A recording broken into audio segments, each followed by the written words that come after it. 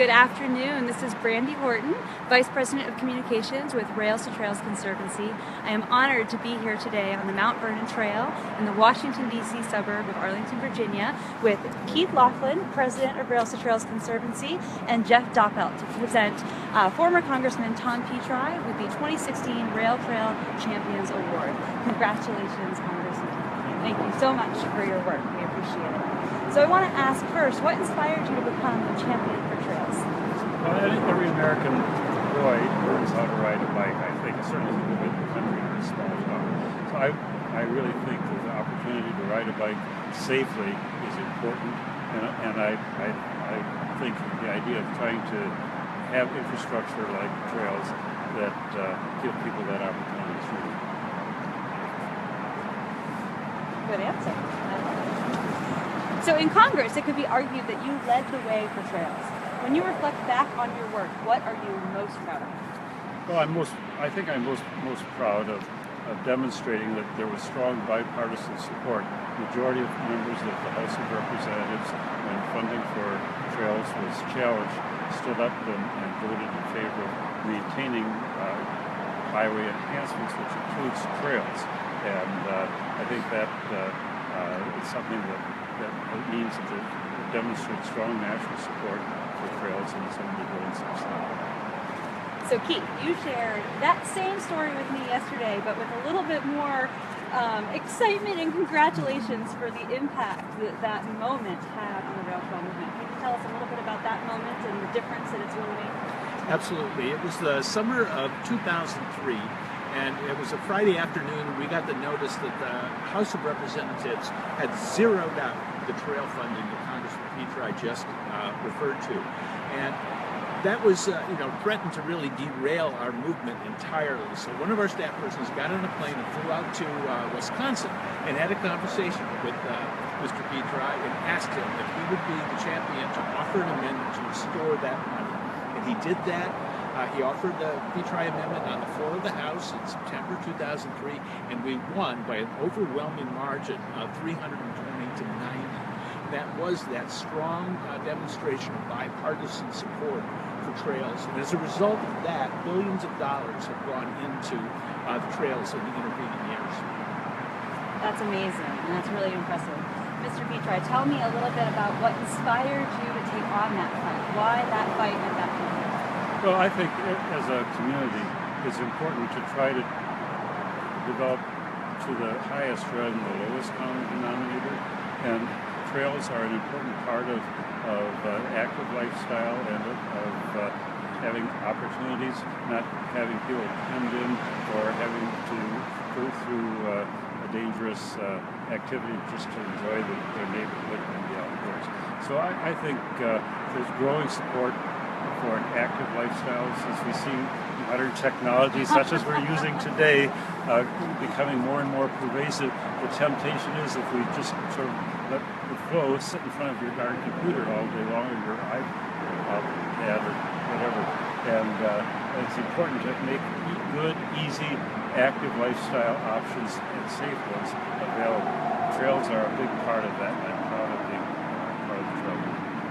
So as much as you are known for leading the way for trails in Congress, you're also known for your bipartisan efforts. Can you tell us a little bit about what it takes to generate that support from both sides for something like trails? Well, I think the fact of the matter is if you deal with people as individuals and you discuss where people are coming from and what their constituents want, if they're representatives of what they want, you discover a lot of common ground. You can always find things to differ about. And I don't even agree with myself sometimes after I thought about it. So, and I was always raised with the idea that if two people agree all the time, one is not necessary. And debate and discussion and disagreement can be constructive. The question is in the spirit with which it's approached.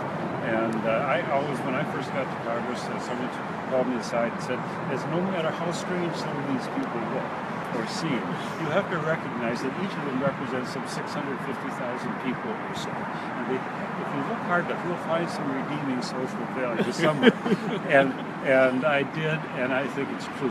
And the diversity of our country is reflected in the diversity of our of our Congress, and out of diversity, you can come chaos, but also can come strength, because you get a lot of different perspectives, and out of that you can create something that is more usable and friendly and stronger for a more larger number of people.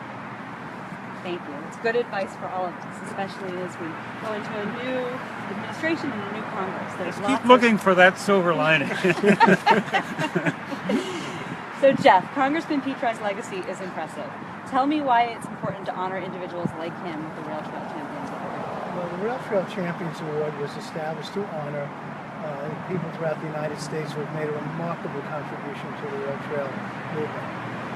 If it wasn't for these individuals, there wouldn't be an RTC. Two of our winners have actually started Rail-Trail Conservancy, Peter Harnick and David Berger. If it wasn't for the Rail-Trail Champions, there would not be transportation enhancements as we're honoring today. And these are the monies that actually build the trails. And if it wasn't for Rail-Trail Champions, some of the most spectacular trails throughout the United States may not exist. I'll just name a few: the Great Allegheny Passage, the Silver Comet, the Laughlin, the Laughlin, the Highland, the Hudson, the Cane Trail, the Prairie Path, the Rock Island Trail, the Ellis Trail. It's on and on. These are trails that are used by millions of people that would not exist today, and there was a Rail-Trail Champion story behind every one of them. And if you were to believe that when they started out on these trails, it would be a 20-year journey on many of these trails, and fundraising of not tens, but 20s, 30s, and 40s, and 50s, and 60s, and millions of dollars, and they may never have taken on such a grand endeavor. And I think what we find in all of our work every day is that there are unsung heroes and champions behind every single project. And so it is so inspiring to see the movement grow thanks to that hard work and the hard work of people like you, Congressman Petri. So thank you so much.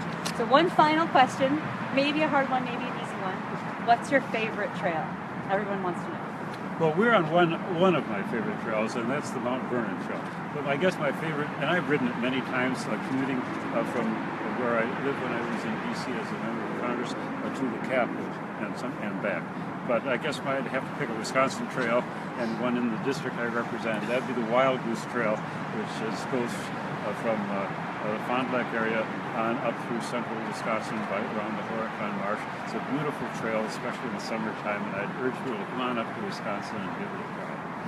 All right, well, thank you and congratulations again. Everybody, all the trail users, all of us at Rails to Trails, the Doppelt family, thank you for your support and your work. Thank you. Have a good afternoon.